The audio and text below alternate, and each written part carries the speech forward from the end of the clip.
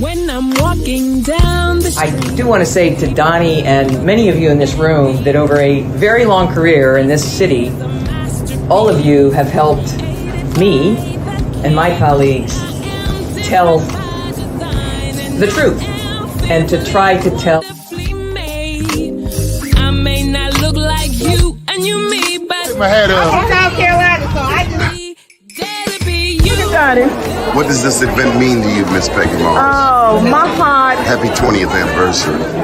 My heart is about loving up on my sisters. Do you know what it feels like to have your sisters in the room? John.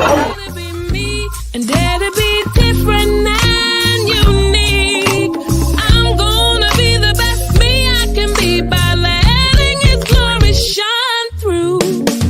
I am beautiful, I am blessed, but not just what you see in the flesh. I'm free from people, free from myself. There's a The doctor lived next door to the janitor, to the reverend, and the lawyer. We were together.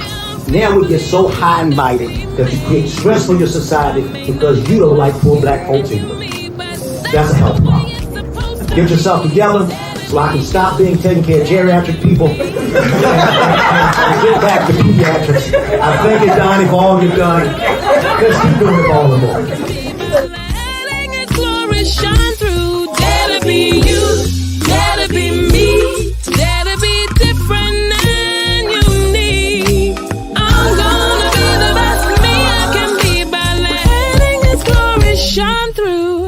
And I dare you, I dare you, I dare you to be you.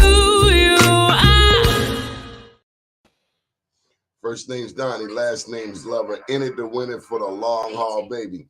You know, we've been playing that song for a moment now, and it's been brought to my attention by the very special guest we had yesterday, Natasha Pierre, that song, Dare to Be, is by Carmen Calhoun.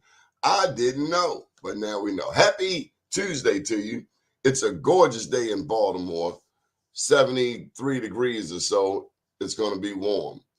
Our guest today is a young man that I've had the opportunity to know for about 20 years or so, and I didn't know that he was an author. I cannot wait to bring him up because this topic that's coming up refers to a gentleman who has now gotten his wings, Mr. Akneil Muldrow of the Baltimore Marketing Association, and so many other things. But nonetheless, let me tell you about the book. I'm going to give you a brief introduction. Our guest is Harold D. Young, author of From Lunch Counter Protests to Corporate America. And this book chronicles the activities of the Baltimore Marketing Association. The mission of the BMA was to support Black professionals in the early to mid-60s who were among the first Black men and women in America hired by major corporations right here in Baltimore. Without further ado, Mr. Harold D. Young. Good morning, Mr. Young. Man, good morning. Good morning, Doni. How you doing, man? Good Man, seeing if I you. had half of your hand, I'll be all right. Oh, man, you are too much. Hey, look, this is my first podcast, so, go easy on me, man, because I'm not used to technology. We used to go down City Hall, jump up and down, or go down to the Board of Estimates and let them know what's on our mind, and now you podcasting. This is good stuff, man. Come on. I am a product of you. You open the doors, you, Mr. Muldrow, and countless others. And that's why it's important to have you here. I mean, welcome. Yes, thank you. Thank you. How you keep your hair, man? We ain't talking about the book. I lost mine 5 years ago. Well, see, you got to grow it here and then wrap it around. So who knew that you were an author? Well, clearly someone knew. The Afro knew. Did the Baltimore Times know? Because Akneil Muldrow was a favorite of the Baltimore Times. Absolutely, they very much knew about it, and actually, in terms of the spiritual thoughts behind writing this book, it actually came from Akneil Muldrow. I can talk about it in a minute, but this dude recruited me out out of college. He recruited you? Yes, to Commercial Credit Corporation, right there, 300 St. Paul in Sarasota. Back in it started in 1966, and then I came to Baltimore in 1980. From where? Where'd you come from? I grew up in Arlington, Virginia. I was born in D.C. Back in those days, little black babies could not be born in Arlington, so we went across the pond to Freedman's Hospital, where a lot of black folks were born back in the day. But then in '68, I came to Baltimore. 51 years, man. Lovely years. Absolutely.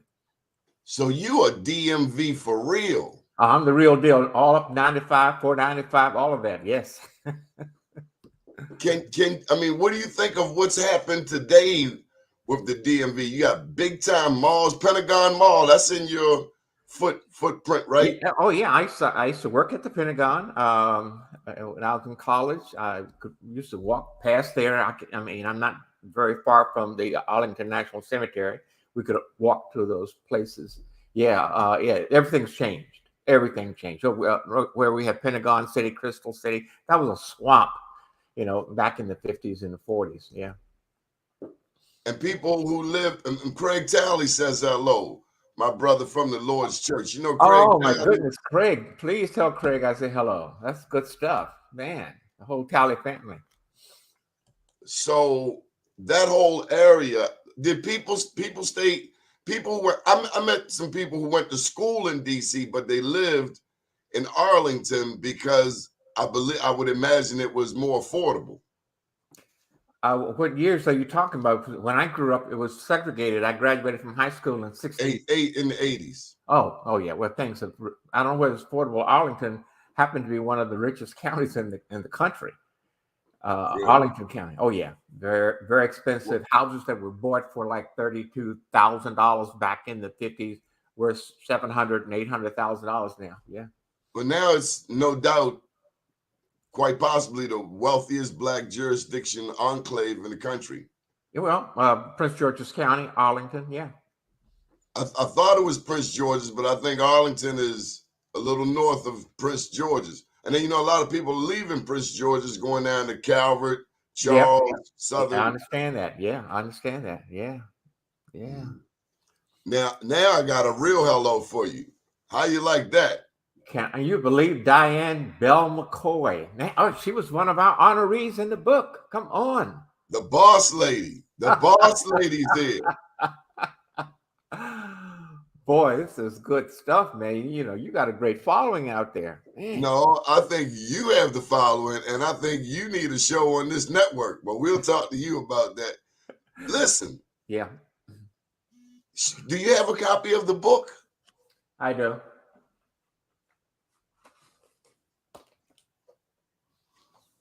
From lunch counter protests to corporate America. Okay, Yep. So you were compelled to write this? Well, what went on was that you can imagine in the 50s and 60s, we were protesting, going to jail, in 1963, I was arrested in Petersburg, Virginia State, for trying to integrate a movie house. And so this was what was going on, starting. You got locked up? Huh? You got locked up? Yeah. Civil rights. And guess what? In 2022, I got a call from Stanford University. Someone was compiling some documents and wanted to know if I had some documents on Martin Luther King. And I said, no, I'd never met the gentleman, but, I was part of the civil rights movement. And so lo and behold, you won't even believe this. He said, well, I found you on a podcast. So right after I wrote the book, I was called up and did a podcast. And the gentleman said, I have a copy of a newspaper article that talked about the 22 of you who were actually arrested. Now, they didn't do a story, but the article was like a 2-column article. It was from the Afro-American newspaper, 1963.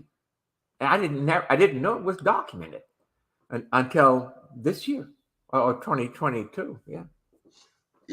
Just before the show, you may have saw me backstage. I was checking ink pens. I'm a guy that has I never have enough pens, and when I go to write, they always run out. So no sooner as I get one, I'm tossing one. Tell me about the power of the pen. Well, you talking about the book per se, or what? Well, the book, the newspaper article from the Afro that documented you and 21 others. Well, this actually, the whole idea of the book started maybe now 30 years ago. And when I was a new member of the Baltimore Marketing Association, and I was like a neophyte, and I'm writing down everything I can possibly write down because I'm from Virginia. I'm in a big city with tall buildings and all that foolishness. So, I'm happy. I'm excited and impressed with many of the Black business men and women that I was, being introduced to through the Baltimore Marketing Association. We started out, I guess our first foray was with a newsletter called the Business Compendium. I was like the author of it. It came out quarterly. And so, I used that as sort of the jumping off part to start writing down stuff. And I have, you remember that back in the day, you had tissue copies of letters that were sent out before we had computers. We could save documents, put out. They had the little thin tissue copies. I still have tissue copies of letters that were written from the Baltimore Marketing Association to other organizations. What is a tissue copy? Huh? What is a tissue copy? Oh my goodness! You don't. Well, when you typed back in the day, you typed on it's very on the thin paper that had a tissue copy. So when you typed, you already had your copy from the tissue that was attached to the main letter, and you keep a copy for your records. Wow. Okay. See, I got a rotary phone, but I don't know. I vaguely remember. And then in the schools there were mimeographs things. You probably remember that. I remember mimeographs. Yeah. Wow. But there were tissue copies. But anyway, I was really impressed with the the organizations and the people. And let me just, for example, Ken Wilson, who was at the Afro, he was our first honoree of the Baltimore Marketing Association back in 1968. He was the one with the yachts down the harbor. Yeah, that's him. Absolutely. Big time businessman, very influential. We had Ray Haysbert. He was with Park Sausage, of course. And then there was Pauline Brooks, a fashion designer and clothing store that was at Mondawmin, and then later at, Belvedere. Of course, Gaines Lansing. Gaines Lansing of Ideal Savings and Loan. Otis Warren, who had he was the first Black to have a major commercial building downtown Baltimore. Couldn't get a loan from the Baltimore banks and had to go to the DC area. And that building now is right at the corner of Howard Street and Baltimore Street. It's 11 North Calvert Street. 11 North Howard Street. Well, would he be considered the first millionaire that Kurt Schmoke made or helped to make? Now that I can't confirm, but he would be right up there with him. I would think maybe Parks. Parks probably would have preceded him. Yeah. And then we had Robert Clay, the fiery Robert Clay, right? Yeah. And we still not at peace in Baltimore about Mr. Robert Lee Clay. We still not at peace, Mr. Earl Young. No, we don't. We understand. We don't know what really happened to the brother, but he damn well didn't shoot himself. No. It wouldn't have gone down that way. No, at all.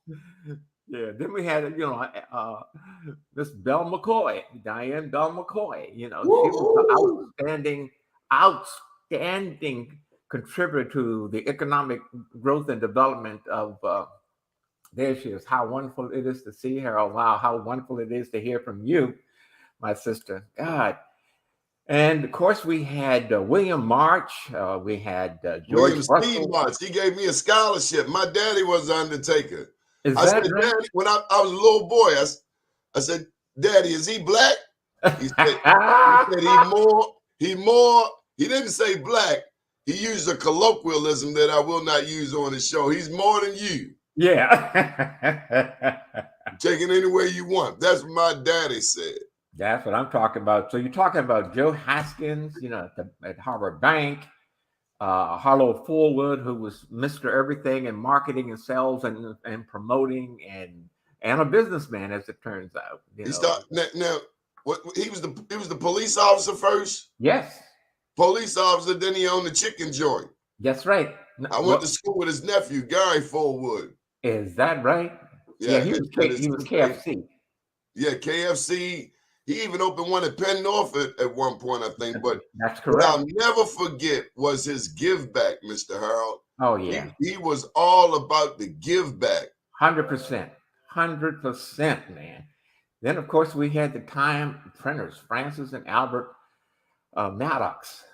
Remember the Time? I mean, so Right these down people, Warwick Avenue, Mr. Maddox. Oh, you got it. Yeah.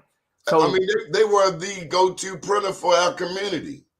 Well, there was also a Wells printer around the corner, but I know. But look, we had junk we would put in a box and take it down to Time printers, disorganized, and they would sift through this stuff and say, "Okay, guys, look, next time, get organized." And they would sift through it and make sure and come out with a beautiful product. I mean, they were just like outstanding. But just a little history about where the Baltimore marketing came from. It was like it grew out of the National Association of Market Developers. These were first-time graduate out of business schools. I got a degree in economics, and so we decided we were going to become major corporate participators in the wealth of this nation. But Mr. Harold, I got to stop right here. I better first acknowledge Dr. Wanza,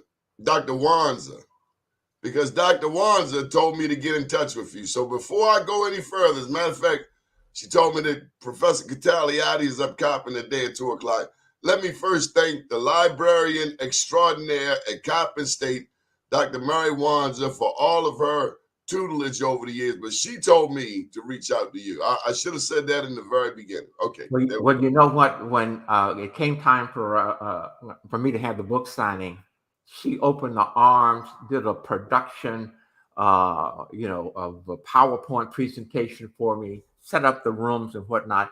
She was marvelous, and we had about 50 plus people at the book signing. Sold about 38 books. So she is absolutely a wonderful lady with a lot of interest in the kind of work that we're trying to do. Yeah, absolutely. Great shout out from her. So, the LBJ had an executive order called 11246, and it basically said this: if you are going to do business with the government or any public entity, your staff must represent the communities in which you work. And that was the basis for many of us, being hired. And if you look at the book, I don't know whether, I'll put the book up here. If you look at the book, if you look at the third person from the right, now, do you know who that is? You do know, but you don't recognize him. Is it you? No, it's not me. It's Atnil Matt Muldrow II, Greensboro, North Carolina, 1960, 5 and dime store at the lunch counter. That's where the title comes from lunch counter protest. Atnil Muldrow, right there, front and center, pushing the envelope when he was at A&T. He was an Aggie? Yeah.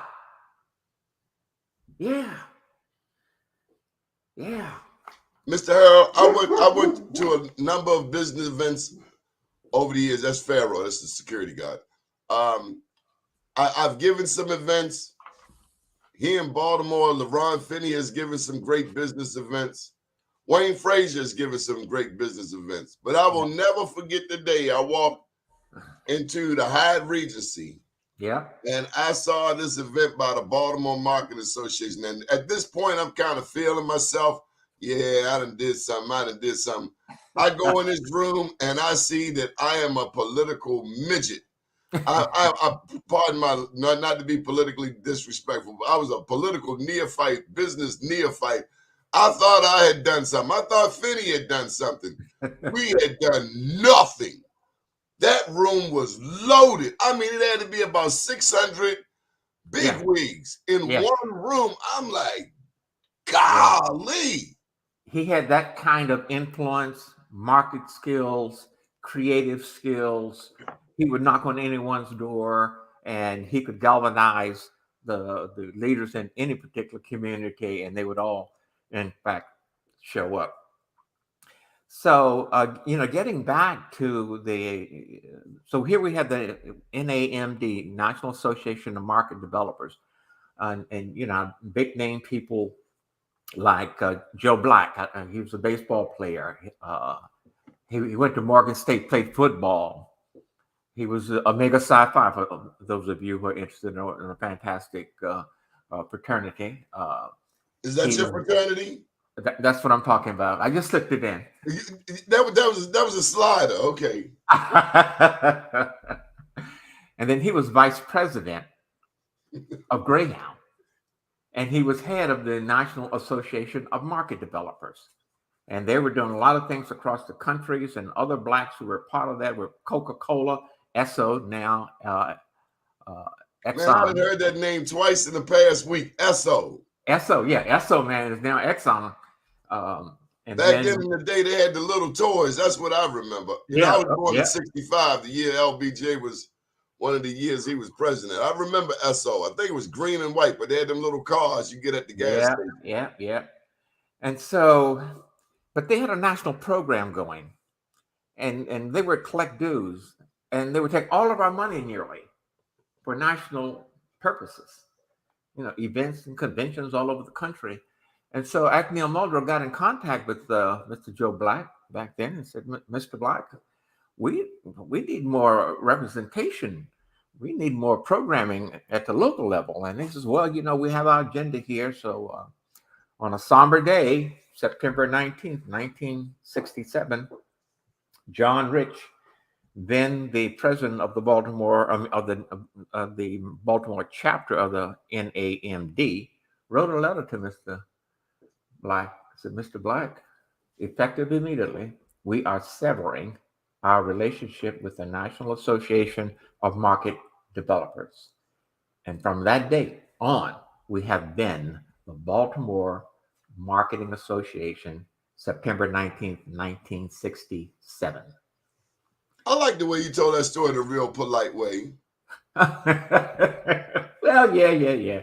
So the founders then of the Baltimore Marketing Association was John Rich, sales manager Roland Cupp, Gary Reynolds, he was assistant to Mayor McKeldin, Roland Henson, employment assistant with C&P Telephone Company. And then you had Acme Muldrow, personnel assistant at Commercial Credit Corporation, and the lone survivor founder is Eugene Smith, sales manager for Coca-Cola Bottling Company. And he's still with us and giving us advice every day nearly. And so it was in 1969 when we gave our first scholarship. It was to a community college called Mount Providence Community, a junior college, as it were. And this was not an HBCU college, but it was a junior college that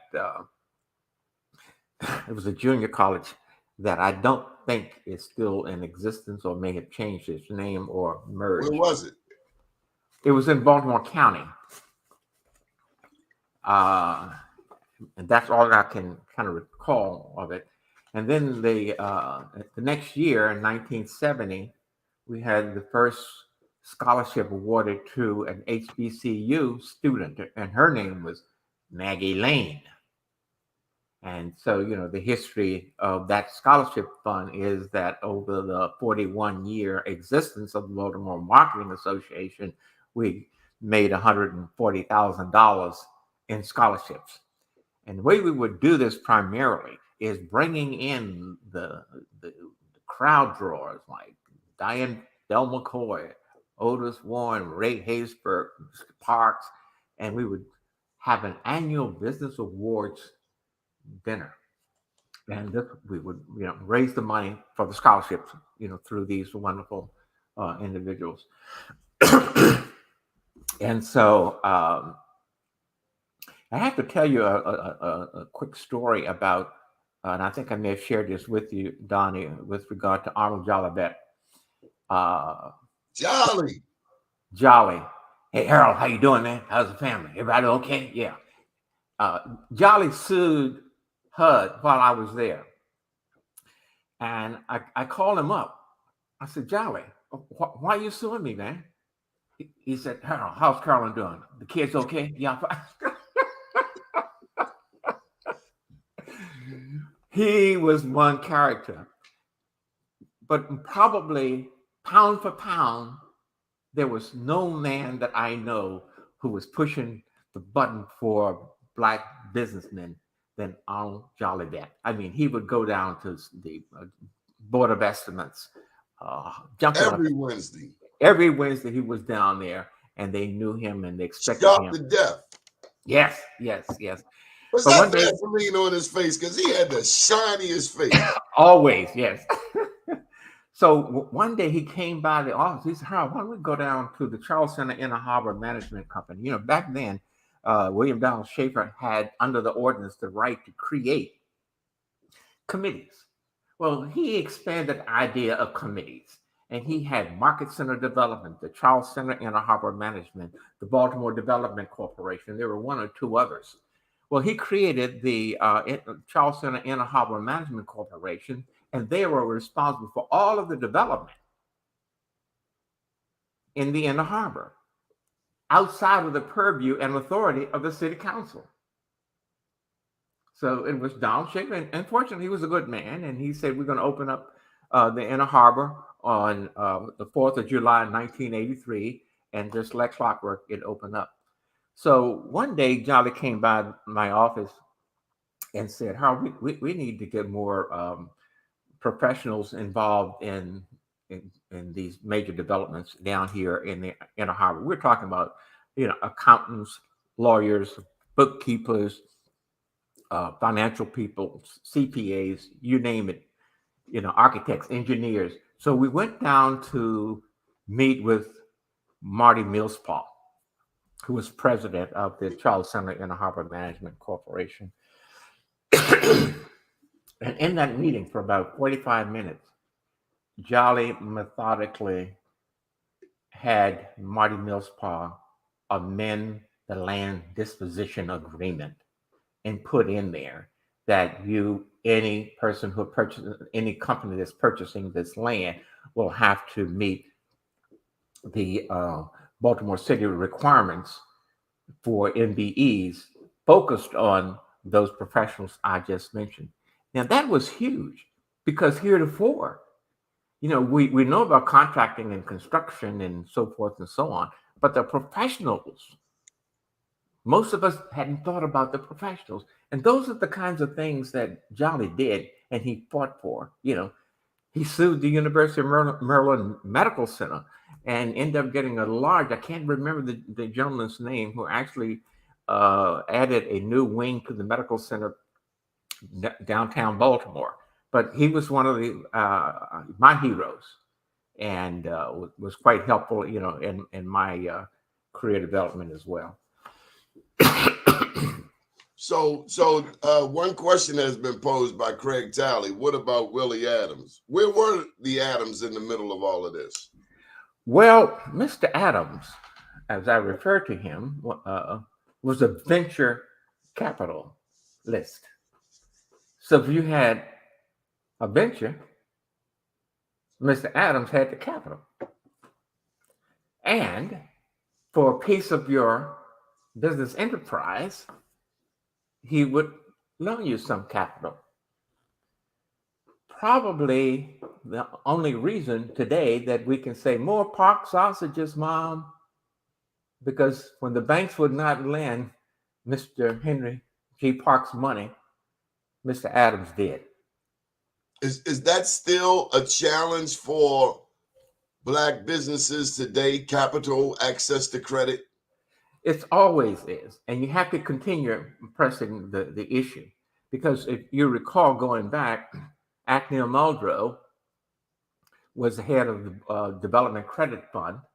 Development Credit Fund was created by 7 banks that lent them roughly $7 million to make loans to small and minority businesses in the Baltimore area. Banks did not want to make those loans. Now, Development Credit Fund doesn't exist anymore. So I know there's a gap there. I know access to capital is always an issue. Now, who's making those small loans between $250,000 up to $1 million? Who's making those loans now? I don't know. I'm out of town at this point. But thank goodness we had a development credit fund that actually. Oh, I don't understand, Mr. Harold. This is 2023. You're Yes. talking about efforts in place 40, 50 years ago. You mentioned LBJ, and we now have a black governor. We now have a black treasurer. We now have a black attorney general in the state of Maryland. We now have a black speaker in the state of Maryland. And in the city of Baltimore, we got a black mayor. We have a black comptroller. We have a black city council president. We have a majority black city council. We've made strides, unprecedented strides. Are you telling me that despite this window dressing of black faces, it has not translated into financial, business, economic empowerment for the community? Well, so my question back to you, Doni, will be this. Where is the Acneal Muldrows? Where is the Arnold Jollivets? Where are these guys who were pushing the envelope? Because we've gotten comfortable, it seems. Maybe so, but maybe we need to wake up and kick the bucket and raise some hell. Because I do recall this, that Under Armour, who was doing a redevelopment down in Port Covington, Baltimore City, got a lot of tax breaks from the city to come in and do the development with the promise that they would make available $132 million to MBEs, minority business enterprises, as well as WBEs, women business enterprises. I don't know the extent to which they have been held to account for their tax breaks that they received. In other words, they didn't pay the full tax load and for the benefit. So I don't know whether we have an economic development arm who's monitoring and overseeing that function, but there's a lot of money that was promised publicly. People busy putting pictures on Instagram. Yeah, people busy taking selfies. Yeah. I don't know who's sitting at the lunch counter demanding equity and access. We've gotten soft. Yes. And it's okay to have your nice house in the burbs, but come on back to the city where the fight all started. Thank you. We've gotten soft, Mr. Harold. Yeah. This is sad because there's some opportunities for outstanding. I mean, I think about Mr. Phipps, who was in the construction business, and he did work for our church, and Randy Phipps. Yes. I mean, when Jolly was there, the Maryland Minority Contract Association, I mean, they pushed him on the forefront. The development of the hospital, of the state office building was supported by, minority contractors. And so, things weren't great, but we had someone pushing the envelope every day. Well, I'll tell you something that we have done, Mr. Harold. Talk to me now. I took some hits for it, but they weren't big hits. Matter of fact, they hit like weaklings. But back around 2002, some of us decided that the Democrats in Maryland were taking us for granted. Ah. And so they said if you keep doing what you're doing, you'll keep getting what you're getting. I think at the time her name was Kathleen Kennedy Townsend. Oh yeah. And she had a real erudite approach to you people of color. I remember her. Well, we went with Early. And as a result, Coppin got more money than it ever gotten before. And I remember you mentioned Mr. Wilson up in Coppin, Dr. Burnett, they used to have this annual event, and Mr. Ken Wilson used to help raise money for Coppin. But today, Coppin has land and buildings it never had back then. I grew up down the street from Coppin. Coppin wasn't much more developed than, heck, a high school. But now it looks like a full-fledged university. But the people there don't know, many of them don't know, it took a Republican in a majority 9-1 Democratic city, a Republican governor, to put money in Coppin like never before. Same with Hogan. And so I think we may not be fighting the same way as you did, but maybe when people stop taking our vote for granted and they realize that we will drop your ass like a hot potato and vote for someone who will support our issues, then they'll get the picture. I know. You're right. Donnie, I'm with you 100%. Leverage what you have. Yeah. You need. Leverage it. And so, they'll be back around in 4 years. They'll be back in 4 years. They will be back. I bet you all the tea in China, they will be back. You know that. You know that. So look, I don't know whether you heard the name. Let me back up a bit. So the Baltimore Marketing Association also decided that it wanted to create a Black Business Hall of Fame, right? These were people who were extraordinary, under extraordinary circumstances, able to be creative and productive and helpful to the Black community on many, many fronts. And to bring Neil McMuldrow back into the picture again, I think I mentioned this to you. He was very fond of Camilla Sherrod at the Arena Players. And we had 4 inductees into the Black Business Hall of Fame. And he went to Miss Sherrod and said, Miss Sherrod, can you bring in professional actors to reenact the lives of these outstanding business persons? Can you have 4 different vignettes for us? And she said, of course, Neil. Of course, Neil. And so the story under the story, but I'm gonna leave that alone. Right. And so they actually had like an hour-long production of these Black Businessmen Hall of Fame. It was a big deal. Neil got excited. He created a mobile unit that was about 8 feet, 9 feet high, where he had placed on this mobile unit all of the inductees into the Black Business Hall of Fame. And there were 2 locations we used to put them at during Black History Month. One was Otis Warren Building that I described to you just now. 11 and the South other was, Valley. yes, and the other one was in City Hall. Now, who's doing stuff like that? In your face success, in your face history, in your face progress of African American communities and women and men who made it real for us. Now, here's a gentleman by the name of Nelson Wells. 1786 is his date of birth. And Mr.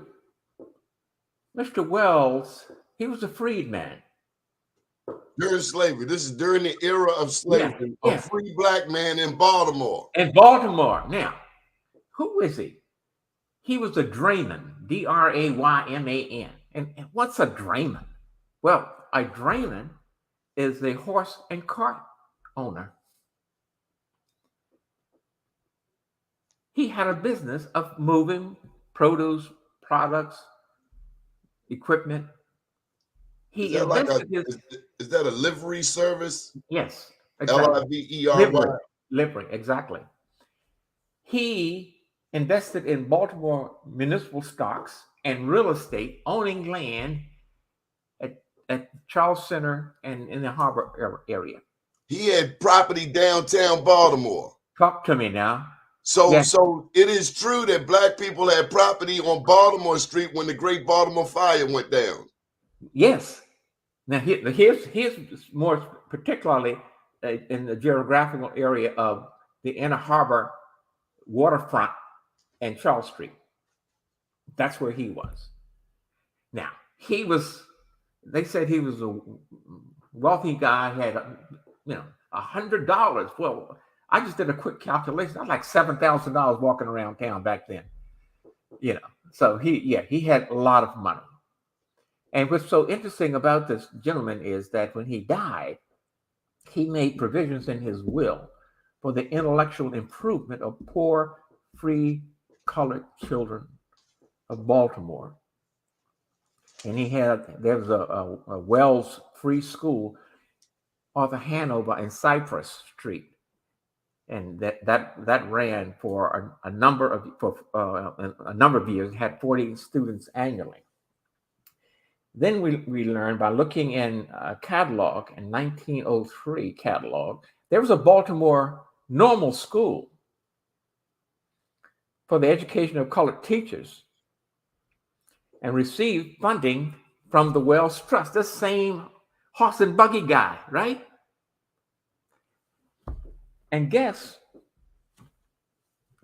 what the school's name became? Coppin State, 1114 North Mount Street. That's my school. That's where I started my journalism career, right? No, it's the oldest HBCU in Maryland. Oh, Bowie State. Bowie. Started in Baltimore. 1865. Yes. Now, that's how hard these brothers were pushing back then. They're moving mountains, man. 1865 is when Bowie is is the oldest HBCU in Maryland and one of the 10 oldest HBCU in the country. Where was it in Baltimore? They had the normal school. I'm not sure exactly where. Okay. They had a couple locations. Okay. But I do know that Coppin, they used to have a Coppin normal school too, right? Yeah. Okay, all right, good enough. Who else you got? Okay, I'm sorry. Okay, let me just mention one other guy here, and this one everybody knows about, and that's Isaac Myers. You all remember Isaac Myers? Sure. He led the National Black Labor Movement. That's right. He organized them. Well, he was a shipbuilder, ship caulker. He was doing apprenticeship from the time he was 16 years old until he became a superintendent of the shipbuilding. Free black man during the era of slavery. Yeah, well, yeah. This was I think he came along back in 1865. Okay. Yeah, and so we had him. And the white caulkers went on a strike to drive off the black workers. And so he was born in the era of slavery. He was born in 1835 to 1891. He was a free black man during the era of slavery. You're right. You're on it. And so what I'm trying to look here.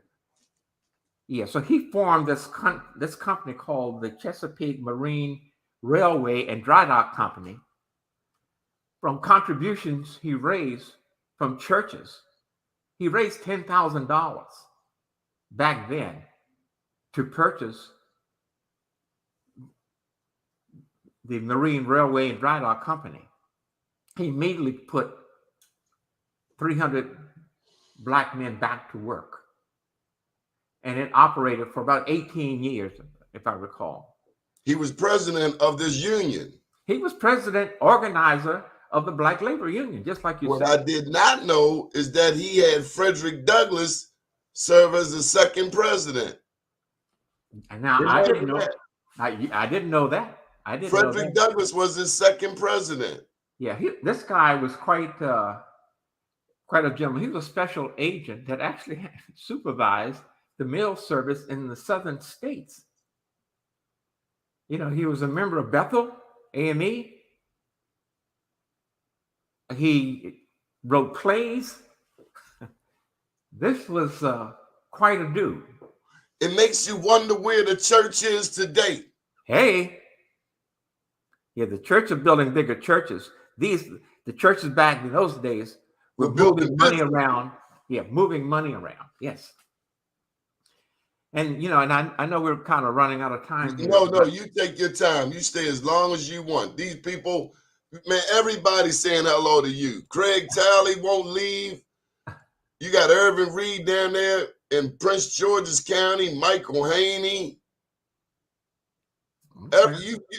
I ain't letting you go. You stay as long as you want. I'm right here. All right. So the other person that really excites me and is the last person we inducted into the Black Business Hall of Fame, started his career or his early life, let me put it this way, that he was born of a 13-year-old mother. He had overwhelming odds stacked against him. He grew up with his grandmother. He was involved as a preteen moonshine runner in Florida. Graduated from high school in Florida when he was 16 years old. Then he went to Howard University. Then he worked at IBM as an engineer and a couple other places as an engineer. He met his wife at Howard University, Sylvia Thurston. He worked for T. Rowe Price. He was he worked on the Louis Ruckhiser, the iconic PBS show, Wall Street.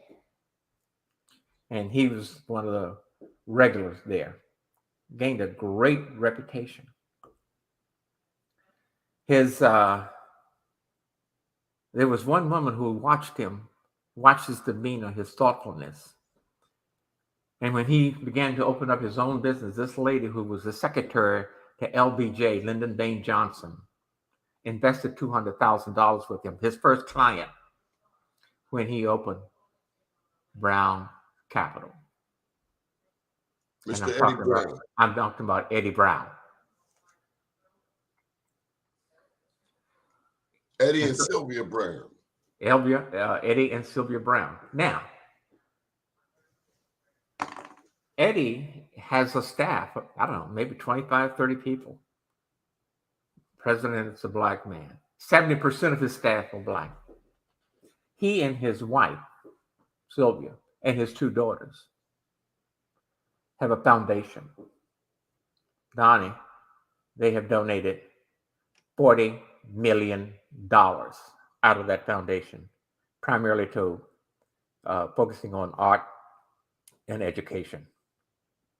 He's referred to as an elite philanthropic organization.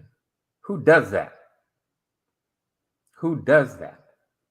People who care, people who have vision, people who understand the bigger picture and the significance of our history. I'm telling you, we have right here in our presence, and we don't even see him. This man is one of the most influential in the state, Central Maryland, and perhaps the country. And we don't see him and acknowledge him as we should. We ought to be studying him. Down here in Maryland, they're taking Black history books off of the shelves and changing curriculum around because they don't want the white children to be offended by all that went on. Let them be offended. Thank you. Thank you. Yes. What do you do when a dog acts up? Take a newspaper and hit him on the nose. And that's all this is. That's a little tap on the nose. Compared to, 300 years of slavery, Jim Crow, and segregation. Thank you. You can't have a little tap on the nose. Well, imagine what our ancestors endured. Thank you. The rapes, the killings, the lynchings, the sales of human beings. Just just 2 days ago, it's all on the national news. This basketball player, this face, this hand, this LSU. Yeah. This whole thing. Yeah. Yeah. When I do it, you got a problem. You got that right. So the other guy, and who grew up in Maryland, in Baltimore, everybody knows him. Reginald F. Lewis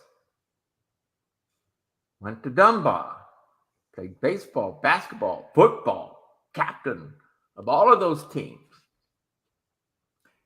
Went to my alma mater in Virginia State College then, now university. Talked his way into Harvard, they tell me. Huh? They tell me that Reginald F. Lewis talked his way into Harvard. Well, they turned him down the first time. He said, "No, could I have a moment with you?" And they gave him a moment. And the rest is history. He used his own business acumen. And when I was in college, he was a couple of years ahead of me. I didn't know him, but you see him passing, of course. And people would point him out. That guy is a hard-nosed businessman, even in college. He just had that disposition about himself. So he did a deal where he did a leveraged buyout of $22.5 million. And the McCall Pattern Company, he used his purchase and ownership in some stock to leverage a buyout. He kept it for a while, sold it, and raised $50 million. But the biggie was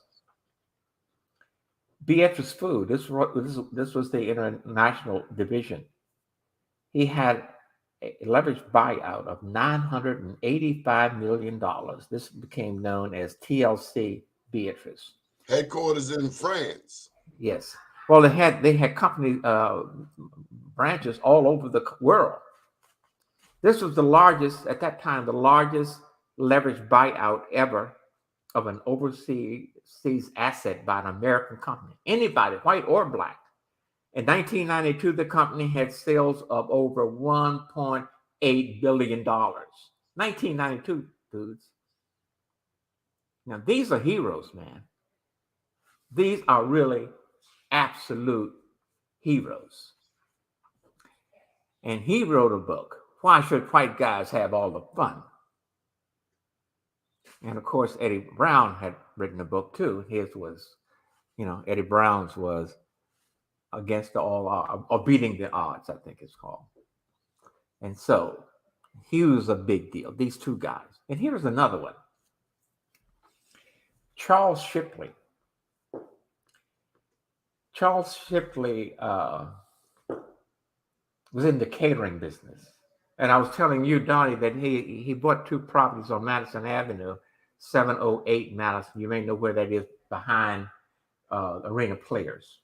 He had one for his residence and one for his business. That's just like a field, and it's a lot. Is that right? I think. Yeah, I haven't been by there in so long. Yeah. It's a little small area, but yes, it's a little small area where it comes in an intersection to another street, but it's so small. Utah Street. Yeah, right. But you could tell something was there. Yeah, and that's I told you my daddy's funeral home was just in the 800 block, 802. Or the last one, Charles R. Law. Charles R. Law had a funeral home that my daddy succeeded. So it was just a block up then. Yeah, a few feet. Okay. A one-way street. Yeah. So all major social occasions in Baltimore were created by this Charles Shipley and his associates. He had this following. He had an international following. Listen to this. He was known by a large number of royalty. Queen Marie of Romania, Cardinal Mercer of Belgium, Prince Paul of Greece, Cardinal Gibbons of Baltimore, Britain's celebrated Duke and Duchess of Windsor. Why isn't this in the curriculum? Why aren't our young people learning this? Craig Taylor said you should be teaching the course here. he was really an admirer of, admired by this guy who was big time king in Spain, Chatupac, because Charles Shipley had a way of developing and cooking and marinating Maryland terrapin, and had an international flair with him. He was one outstanding guy. If someone came to an event that he was catering, you have one guy to open the door, one guy to take your hat, one guy to give you cocktails, another guy to give you canapes. So it was a regal. Pardon me, you gotta school me on that. They give you canips. Yes. What's canips? I don't know, some kind of hors d'oeuvre. I don't know. Oh, okay. That's above, look, that's above me, Don. Come on, man. Okay, and one of the key workers there was E. Gaines Lansing when he was a young boy. So there was employment there. Ooh.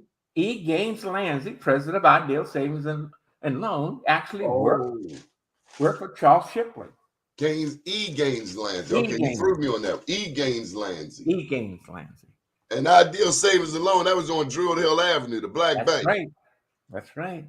How many black banks did we have? You had, is that in your book? No, well, we had Ideal. You had Ideal, and you had Dr. Bryson's bank. I gotta tell you this. 4 communities I had not heard of. Okay. Did you know blacks lived in Cross Keys? Well, yeah, but I didn't. What do you mean before it was developed? Yes. No, I did not know that. I didn't know that either. But you know about Ho's Heights, founded by Grandison Ho. You know about Wilson Park and Harry Wilson. Yeah. And then there was up here off of Cold Spring. Yeah. Yeah, and Morgan Park. Yeah. Well, Harry Wilson had a bank, they tell me. He had a mutual, I think it was a mutual savings fund or something like that, a mutual bank. Okay. Yeah. So these are people that we need to know more about. So when are you teaching the course? When are you coming back to Boston? When is the book signing? People clearly want to see you. Can I procure your event?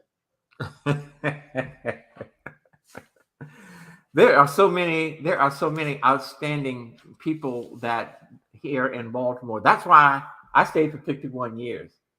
And then, I decided it was time to take a break. But I probably received 9 or 10 phone calls a day. And 8 of the 9 comes from Baltimore. Longtime friends, associates, people who just chatting about this, that, and the other. Yeah. Man, where you get that hair from, man? How you get that hair to stay in there, man? Okay, so look, when you coming back? Do you have a book signing coming up or something?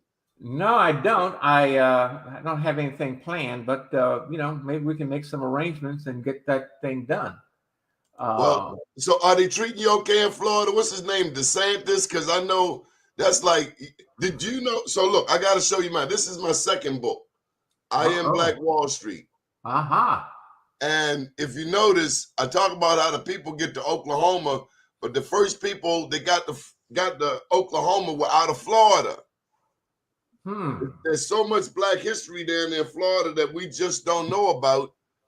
I mean, and you aren't going to know about it as long as DeSantis is in. Hell with DeSantis. Long before he came on the scene, the first black that came to Florida on record was a free black man from Spain named Juan Garrido.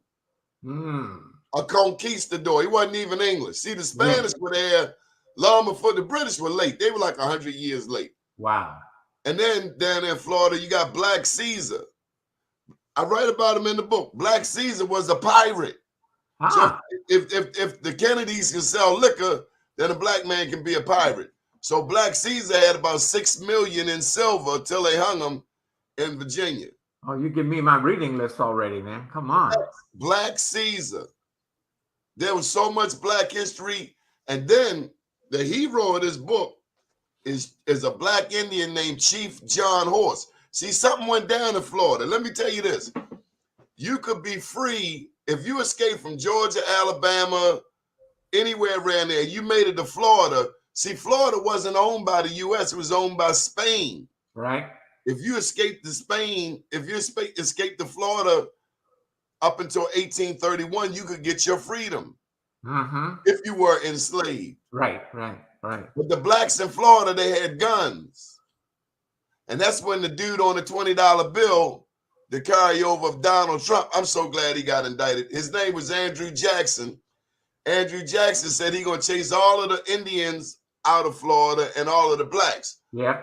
But the Indians and the blacks band together. So this is the last tidbit I'm going to drop on you about Florida. The Seminole Wars, there was 3 of them.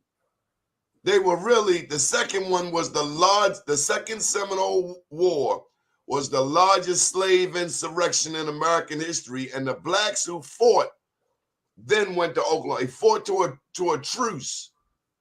So it was soldiers on the Trail of Tears that went to Oklahoma. They were soldiers. They weren't no damn slaves. They were soldiers. Soldiers, get out of here. So now you gave me my lesson. These people always trying to paint a picture like our people was bent over, and all that, dancing, eating watermelon. We know who like watermelon. No. Oh, this is my other book, Mr. Harold. It's called Unapologetically Black. So where can we get that? Amazon, Barnes & Noble. We selling your book today. Come on, where's your book? My book is at Barnes & Noble, Amazon, Google Books. At Google Book, they have, I don't like theirs because they give you so much information about the book that you don't even need to buy the book. So, but and Dorrance Publishing, that was a publishing company out of Pittsburgh. They also sell it. So it's about 4 outlets right now that's selling the book. You have always been kind to me over the years. I appreciate you. When I was a young boy writing for Sandtown, you were always kind. You were always professional. That's the book. Harold D. Young, author of From Lunch Counter Protest to Corporate America. Mr. Harold, you have touched so many people today. Thank you for an opportunity to tell our story about Baltimore. I really appreciate you, Don. Let me make this a little brighter for you. How can people get in touch with you? Well, they want to call you. If they want to call me, they can reach me at 410-206-2493. I haven't lost my Maryland connection. That 410 number is forever. Where did you live in Baltimore? How do we get you back? Well, I lived all over. I mean, I lived in Randallstown. I lived in Baltimore City off Cross Country Boulevard. I lived in Pikesville. So those are the 3 places. Then of course I had an office on Charles Street. It just won't give it to me like one. Okay, 410-206. I'm trying to highlight it. So, okay, 410-206-2493. We are so grateful for you, Mr. Harold. You were always kind to me. You never put on, and you knew all of the big wigs. I remember I come around my little camera, then I get the little digital camera. You're like, there you go. You were always a force. You could see that Donnie was not going to be pushed aside or nothing, because you're going to hear Donnie today. So we appreciate you too, my brother. Much love. Thank you. And big ups again to Dr. Wanza for making this happen. Thank God for our librarians. Yes. Say something about Dr. Wanza. Oh, well, she is wonderful. I mean, this lady turned an idea into an event for me. I didn't know her. It was Jim Roberts who made the hookup, who was former vice president over at Coppin, who contacted her. And everything else was done by Dr. Wanza. Period. Hands down. Big brother, I gotta say this because just like you pointed out how we are not as, I'll say it, we're not as hungry, we're not as on the front line, we're not as willing to fight like our ancestors, like those before us. Time has gone by. Dr. Wanza's been there 38 years at Coppin State. Wow. And so over time, new people, they don't get the big picture. Yeah. Like I say, people want to be on Instagram now. They busy taking selfies. I don't even understand that part, but yeah. That's where the world is going, to where it's more about individualism than it is about communalism. Yeah. I mean, everything you have talked about is about communalism, the church, the business. I don't know that you mentioned one politician. No, I didn't. One black politician. You mentioned Schaefer. Yeah. Did you know Marion Barry? I knew of Marion Barry in the D.C. area, but he was probably one of the most effective mayors, if you want to count his points for black business enterprise in the country. Why do you say? As well as, I can't remember as well as the mayor in Atlanta. Maynard Jackson. Maynard Jackson. Those two guys should be remembered in history of turning and promoting Black history more so than any other of their predecessors all combined. They were not fearful. These men stood up. And I knew him, Marion Barry, before he became mayor. He was, community activist and, quite a guy. Absolutely. You warm my heart with that. I totally agree. I totally concur. They said when they were building Hartsfield International, they weren't taking care of them black contractors like Herman J. Russell. Maynard Jackson said, cut off the water. See, we get to these positions and we get soft. We forget that power concedes nothing without demand. That's right. That's right. That's Frederick Douglass, man. Come on. Good deal. Thank you for your time, Mr. Harold. Your phone about to blow up. I bet it. All right. Thank you, man. Thank you. Good morning, world. All right. Bye-bye. Bye-bye.